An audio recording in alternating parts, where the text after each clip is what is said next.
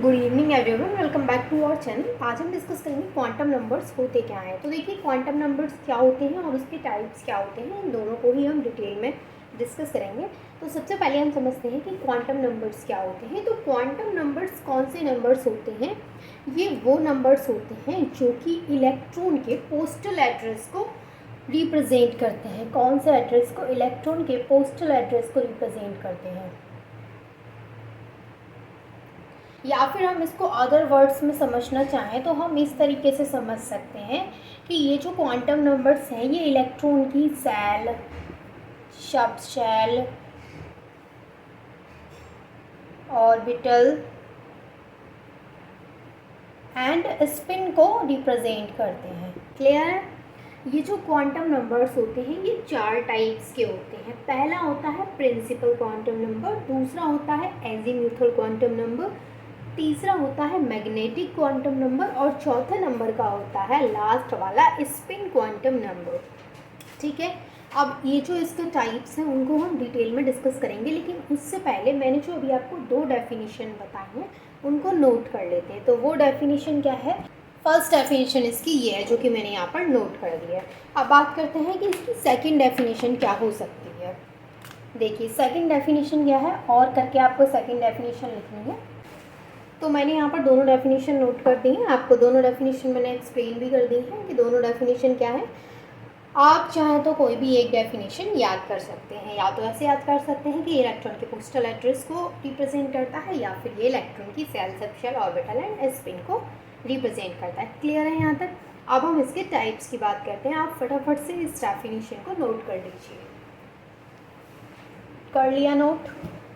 Screenshot ले लीजिए। अब हम बात करते हैं इसके टाइप्स की। तो जैसे मैंने अभी आपको बताया कि जो क्वांटम नंबर्स हैं उसके चार टाइप्स होते हैं। ये होते हैं 4 टाइप्स क्वांटम नंबर के: principal, azimuthal, magnetic and spin quantum number. अब हम वन बाय वन सभी की डेफिनेशंस को समझेंगे कि प्रिंसिपल क्वांटम नंबर क्या होता है, एजीम्यूथल क्वांटम नंबर क्या होता है, मैग्नेटिक क्वांटम नंबर क्या होता है, और लास्ट हमारा स्पिन क्वांटम नंबर होता क्या है। इनको हम बहुत ही अच्छे से समझेंगे। तो सबसे पहले हम बात करते हैं प्रिंसिपल क्वांटम नंबर की। तो मैं ये बाकी के 3 पॉइंट्स को यहाँ से अभी हटा देती हूँ। सबसे पहले हम समझते हैं प्रिंसिपल क्वांटम नंबर को। देखिए, प्रिंसिपल क्वांटम नंबर क्या होता है, इसको हम एन से रिप्रेजेंट करते हैं। प्रिंसिपल क्वांटम नंबर को हम एन से रिप्रेजेंट करते हैं और ये इलेक्ट्रॉन की सेल को रिप्रेजेंट करता है। It is represented by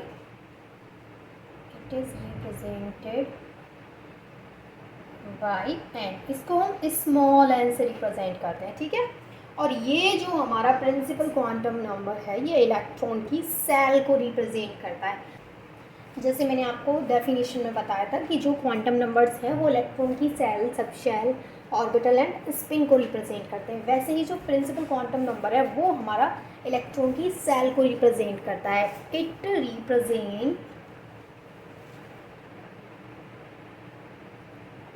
the shell of electron. ये जो हमारा प्रिंसिपल क्वांटम नंबर है ये इलेक्ट्रॉन की सेल को रिप्रेजेंट करता है। ठीक है, तो हमारी जो सेल है वो क्या है? जैसे सेल्स हैं हमारी, सेल्स क्या है हमारी? के है, एल है, एम है, एन है, ओ है, आगे भी हो सकती हैं वो। और जो हमारी शेल है उनके लिए जो वैल्यू होगी एन की वैल्यू क्या लिखेंगे हम इन शेल के लिए? वैल्यू ऑफ एन वो क्या लिखेंगे हम? 1 2 3 4 5। इसके आगे जैसे जैसे हमारी शेल्स बढ़ती जाएंगी उनके लिए वैल्यू बढ़ती जाएगी। जैसे मान लीजिए हमारे पास ये, तो हमारे पास इस सेल को हम क्या नाम देंगे? इस सेल को, इसको बोलेंगे हम के, इसको बोलेंगे हम एल, इसको बोलेंगे हम एम।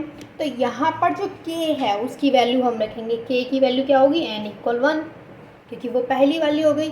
के लिए 1 हो गई वैल्यू, एल के लिए क्या हो गई? एल के लिए हो गई 2, एन की वैल्यू एम के लिए हो गई 3। इस तरीके से समझ में आ रहा है आपको? अब यहाँ पर एक पॉइंट ये नोट करना है कि जो हमारी प्रिंसिपल क्वांटम नंबर में जो एन की वैल्यू है वो कभी भी 0 नहीं होती है, यानी वो हमेशा 1 से स्टार्ट होगी, कभी भी ज़ीरो नहीं होगी। जैसे आप देख सकते हैं यहाँ पर सेल्स हमारी KLMNOPQ हैं, तो फिर हमारी जो वैल्यू है वो 1 2 3 4 5 6 7 8 9 10 इस तरीके से आएगी। और जो हमारी जो वैल्यू है एन की वो कभी भी ज़ीरो नहीं होगी, क्योंकि ज़ीरो से यहाँ पर स्टार्टिंग है ही नहीं, यहाँ पर 1 से स्टार्टिंग है। समझ में आया? अब हम आगे समझते हैं एजीमुथल क्वांटम नंबर को। आप फटाफट से प्रिंसिपल क्वांटम नंबर की डेफिनेशन को नोट कर लीजिए। सेकेंड पॉइंट डालिए, एजीमुथल क्वांटम नंबर।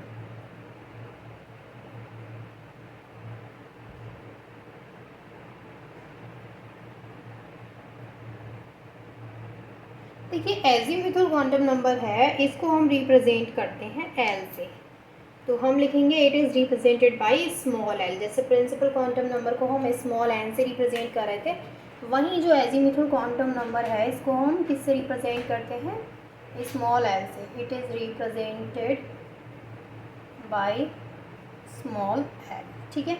अब जैसे मैंने आपको बताया कि प्रिंसिपल क्वांटम नंबर जो है वो इलेक्ट्रॉन की सेल को रिप्रेजेंट करता है, वैसे ही एजीमुथल क्वांटम नंबर जो है ये इलेक्ट्रॉन की सब शेल को रिप्रेजेंट करता है। प्रिंसिपल सेल को रिप्रेजेंट करता था और एजीमुथल सब शेल को रिप्रेजेंट करता है। तो सेकंड पॉइंट हम क्या लिखेंगे? इट रिप्रेजेंट सब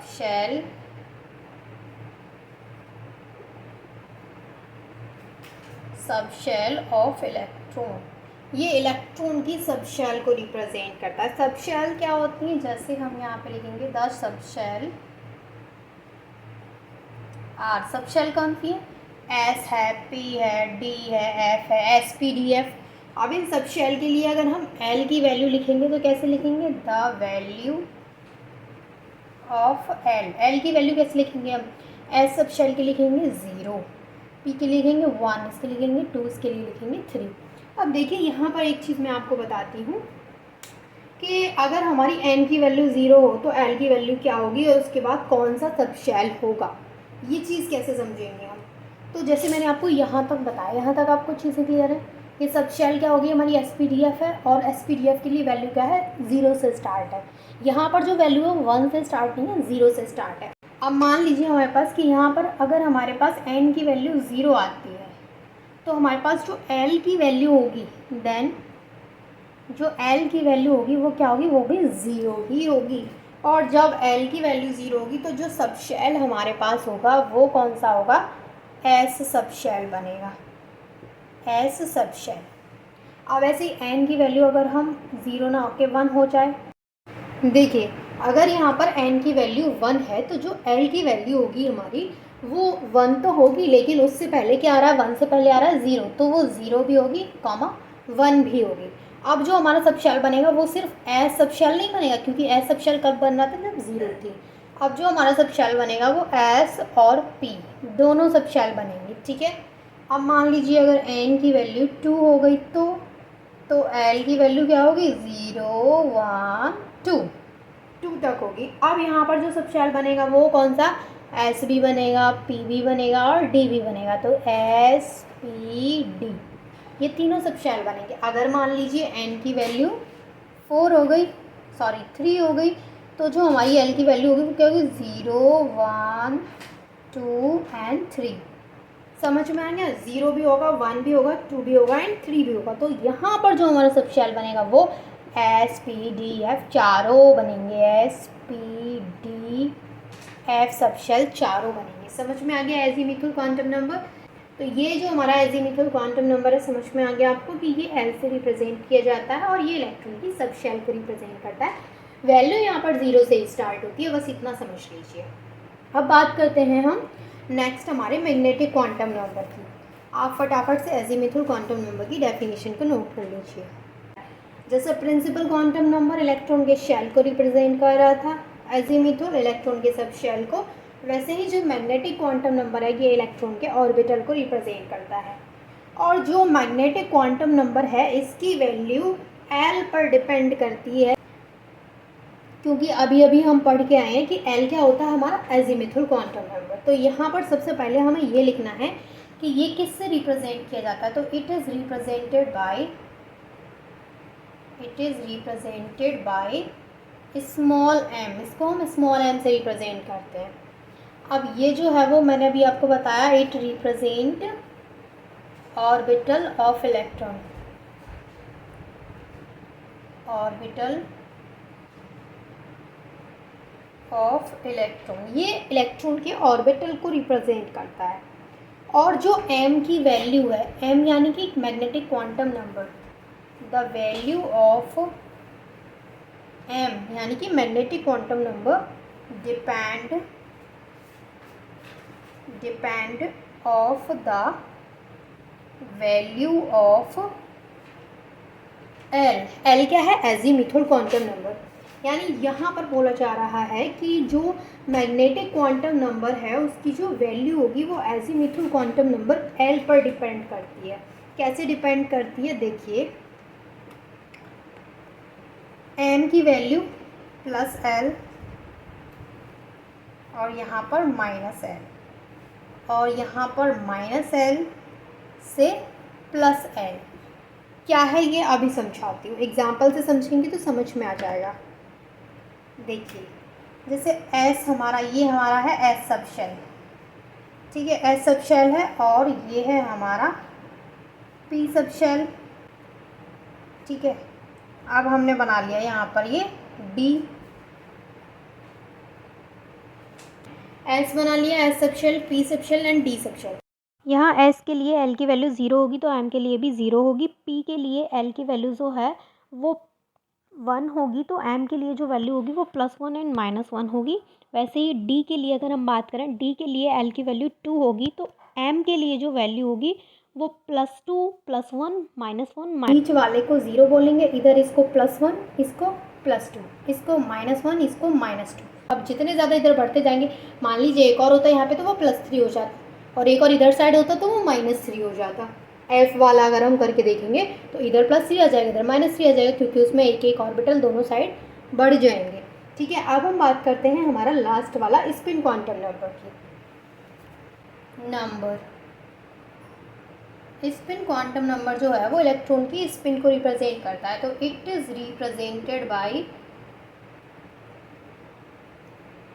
ये जो स्पिन क्वांटम नंबर है इसको हम S से रिप्रेजेंट करते हैं, और ये जो है वो इलेक्ट्रॉन की स्पिन को रिप्रेजेंट करता है। ये चीज़ मैंने आपको बता ही दी, इसे हम S से रिप्रेजेंट करते हैं, and it represent spin off electron. ये इलेक्ट्रॉन की स्पिन को रिप्रेजेंट करता है। अब देखिए इलेक्ट्रॉन की स्पिन क्या होती है। देखिए इलेक्ट्रॉन जो हमारे ऑर्बिटल में फिल किए जाते हैं वो सिर्फ एक ऑर्बिटल में मैक्सिमम 2 इलेक्ट्रॉन्स आते हैं, वो भी अपोजिट स्पिन में। ये हम अभी पढ़ के आए हैं, दोनों की स्पिन क्या होगी, अपोजिट होगी। तो यहाँ पर एक की स्पिन इधर है, इनको हम स्पिन बोलेंगे। ये जो है हमारा इलेक्ट्रॉन, इसकी स्पिन इधर है और इस वाले इलेक्ट्रॉन की स्पिन इधर है। तो जिस इलेक्ट्रॉन की स्पिन ऐसे है उसके लिए जो S की वैल्यू होगी वो होगी +12, और जिसकी स्पिन कैसे है, ऐसे है, इसके लिए जो हमारी S की वैल्यू होगी वो होगी -12। तो ये क्या है, ये है हमारी टाइप्स ऑफ क्वांटम नंबर। तो आई होप कि आपको समझ में आ गया होगा कि क्वांटम नंबर्स होते क्या हैं, and thank you so much for watching this video.